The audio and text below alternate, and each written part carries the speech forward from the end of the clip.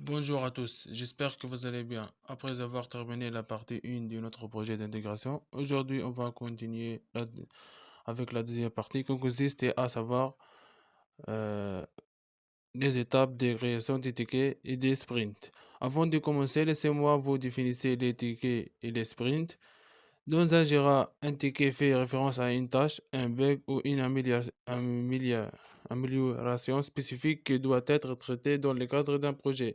Les tickets contiennent des informations telles que la description de la tâche, l'exigence, les commentaires et les dates d'audience.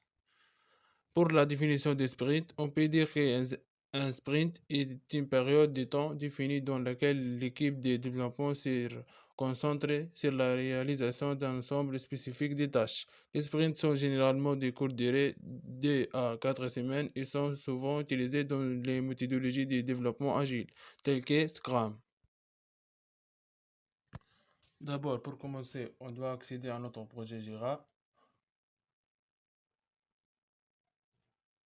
Là, on est dans l'interface de Jira. Pour créer un ticket, il suffit de sélectionner Backlog dans la liste correspondante à gauche, puis cliquer sur le bouton Créer. Là, il apparaîtra les champs de formulaire qu'on doit les remplir pour la création d'un ticket. Il faut remplir les champs obligatoires tels que les résumés, qui a comme une définition.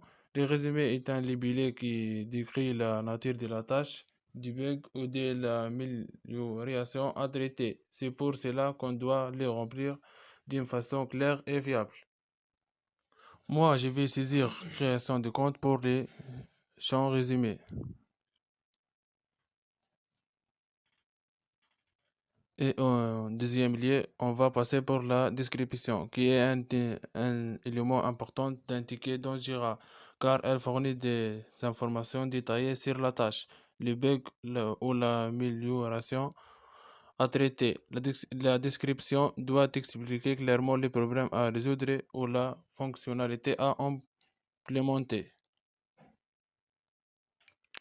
Dès qu'on termine la saisie des champs, on clique sur Créer pour finaliser la création.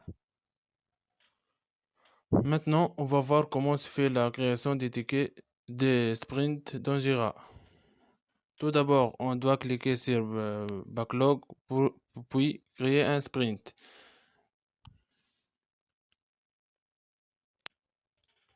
Dès que le sprint est déjà créé, l'ajout se fait par le glissement des tickets vers les tableaux de sprint.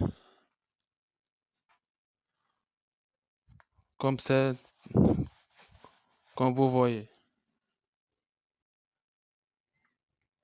On peut également choisir un nom de sprint et sa durée et son objectif en cliquant sur ces 3 points et choisir modifier un sprint.